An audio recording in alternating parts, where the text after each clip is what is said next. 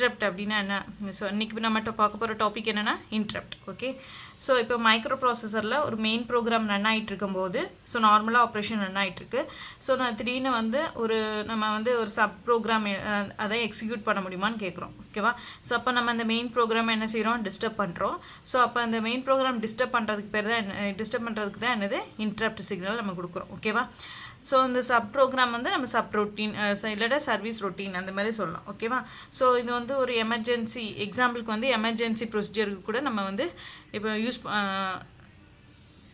Answer பண்ண முடியுமான்னு micro ப்ராசஸரில் கேட்குறது தான் என்னது இன்ட்ரப்ட் ஓகேவா ஸோ நம்மளுக்கு வந்து என்னென்ன இன்ட்ரப்ட் இருக்குது ஹார்ட்வேர் இன்ட்ரப்ட் இருக்குது அப்படின்னு பார்க்கலாம்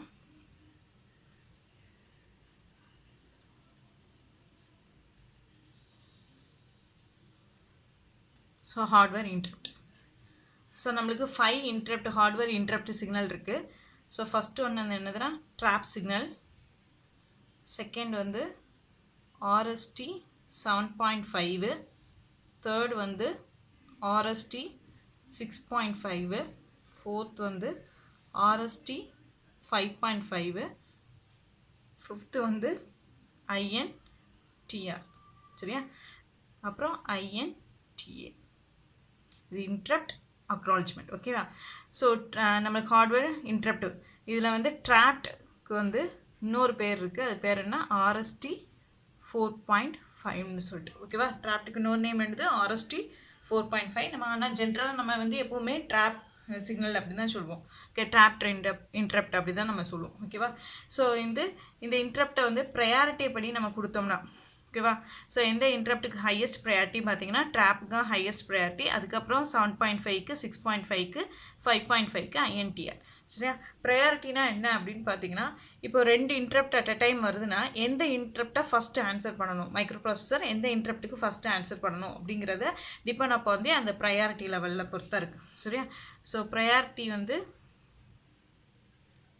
ஸோ ட்ராப் இன்ட்ரப்ட்டுக்கு தான் ஜாஸ்தியான ப்ரையாரிட்டி அதுக்கப்புறம் RST 7.5க்கு அப்புறம் RST 6.5க்கு அப்புறம் RST 5.5க்கு கடைசி வந்துட்டு INTR ஓகேவா கடைசி வந்து INTR ஓகே இது வந்து ஹை ப்ரையாரிட்டி இது வந்து லோ ஓகே ஸோ அந்த INTA அப்படிங்கிறது வந்து இன்ட்ரப்ட் அக்னாலஜ்மெண்ட் இந்த இன்ட்ரப்ட் அக்னாலஜ்மெண்ட் எந்த இதுக்கு மட்டும் யூஸ் பண்ணுறோன்னா இந்த இன்ட்ரப்ட் ரெக்வஸ்ட் சிக்னலுக்கு மட்டும் தான் நம்ம யூஸ் பண்ண முடியும் ஓகேவா ஒன்லி யூஸ்டு வித் INTR ஓகேவா ஸோ மற்ற எதுக்குள்ளேயும் நம்ம இந்த இன்ட்ரப்ட் அக்னாலஜ்மெண்ட் யூஸ் பண்ண முடியாது ஸோ INTR கூட மட்டும்தான் நம்ம யூஸ் பண்ண முடியும் ஓகேவா ஸோ இப்போ வந்துட்டு இதுலேயே வந்து மாஸ்கபிள் இன்ட்ரப்ட் நான் மாஸ்கபிள் இன்ட்ரப்ட் அப்படின்னு இருக்குது மாஸ்கபிள் இன்ட்ரப்ட் அப்படின்னா அந்த இன்ட்ரப்டை நம்மளால் வந்து இப்போது அந்த இன்ட்ரப்ட் வருதுன்னு நினச்சிக்கோங்களேன் மைக்ரோ ப்ராசஸருக்கு அப்போ அதை வந்து மாஸ்க் பண்ண முடியாதா இல்லை அந்த இதுக்கு ஆன்சர் பண்ணிட்டு தான் மைக்ரோ ப்ராசஸர் பெர்ஃபார்ம் பண்ண முடியுமா ப்ரோக்ராமை அப்படிங்கிறத மாஸ்கபிள் நான் மாஸ்கபிள் இன்ட்ரப்ட் ஓகேவா ஸோ இன்ட்ரப்ட்டு நமக்கு என்னெல்லாம் இருக்குது ட்ராப்பு RST 7.5 RST 6.5 RST 5.5 அப்புறம் INTR okay so drop interrupt வந்து நான் மாஸ்கபிள் இன்ட்ரப்ட் மற்றது எல்லாமே மாஸ்கபிள் இன்ட்ரப்ட் தான் ஓகேவா ஸோ இது ஏன் நான் மாஸ்கபிள் இன்ட்ரப்ட் ட்ராப் அப்படின்னு பார்த்தீங்கன்னா இப்போ வந்து இந்த ட்ராப் சிக்னல் வந்து ட்ராப்ட் இன்ட்ரப்ட் வந்துட்டுனா கண்டிப்பாக மைக்ரோ ப்ராசஸர் ஆன்சர் பண்ணிட்டு தான் அதோட ஆப்ரேஷன் பர்ஃபார்ம் பண்ண முடியும் ஓகேவா ஸோ ஆனால் மற்ற சிக்னல்ஸ்னால் என்னென்னா மைக்ரோ ப்ராசஸர் வந்து ஹோல்டு பண்ணிக்கலாம் மாஸ் பண்ணிக்கலாம் சரியா பட் வந்து ட்ராப் இன்ட்ரப்ட் வரும்போது வந்து அந்த சிக்னலுக்கு ரெஸ்பான்ஸ் பண்ணிட்டு தான் அதுக்கப்புறம் பெர்ஃபார்ம் பண்ண முடியும் ஓகேவா ஸோ அதான் மாஸ்கபிளா நான் மாஸ்கபிளா அப்படின்னு சொல்லிட்டு சொல்லலாம் ஓகே நெக்ஸ்ட் வந்து ட்ரிகரிங்கை வச்சு இதை ஸ்ப்ளிட் பண்ணனா ட்ராப்ட் இன்ட்ரப்ட் வந்து எட்ஜ் அண்ட் லெவல் ட்ரிகரிங் ரெண்டுலேயுமே நம்மளுக்கு ஒர்க் ஆகும் ஓகேவா ட்ரிகரிங் பார்த்தீங்கன்னா இது எட்ஜ் அண்ட் லெவல் ட்ரிகரிங் இது வந்து எட்ஜ் ட்ரிகரிங் RST 7.5 வந்து எட்ஜ் அதுக்கு அடுத்தால எல்லாமே லெவல் ட்ரிகரிங் ஓகேவா நெக்ஸ்ட்டு இப்போ வந்துட்டு சப்போஸ் இன்ட்ரப்ட் வருதுன்னா அப்போ மெயின் ப்ரோக்ராமை ஸ்டாப் பண்ணிவிட்டு அப்புறம் வந்துட்டு இன்னொரு இதுக்கு வந்து ஜம்ப் ஆகுதுல்ல மைக்ரோ ப்ராசஸர்.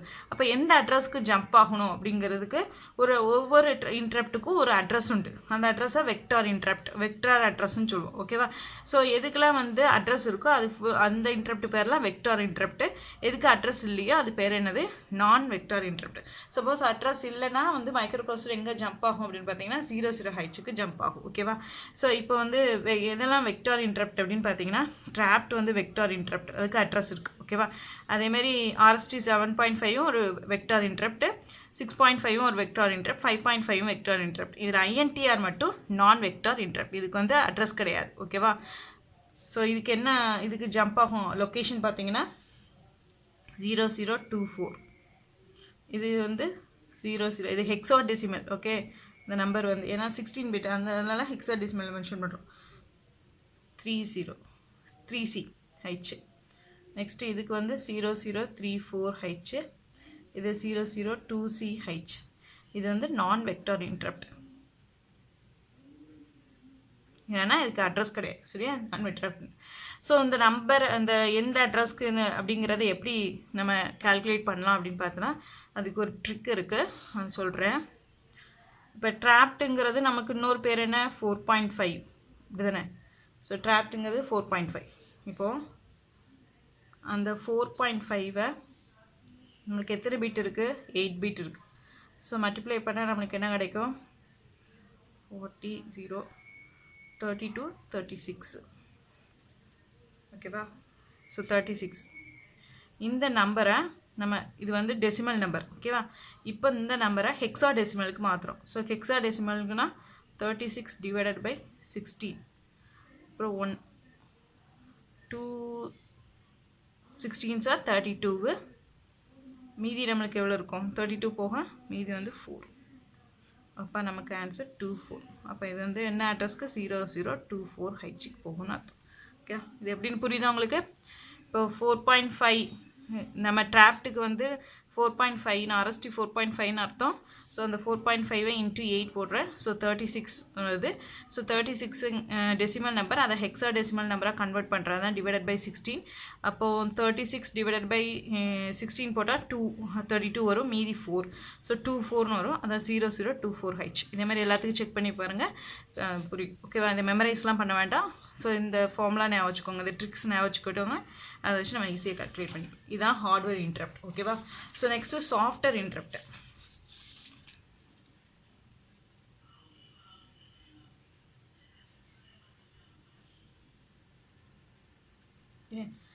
ஸோ நம்மளுக்கு எத்தனை சாஃப்ட்வேர் இன்டரப்ட் இருக்குது அப்படின்னு பார்த்தீங்கன்னா 8 சாஃப்ட்வேர் இன்டரப்ட் இருக்குது.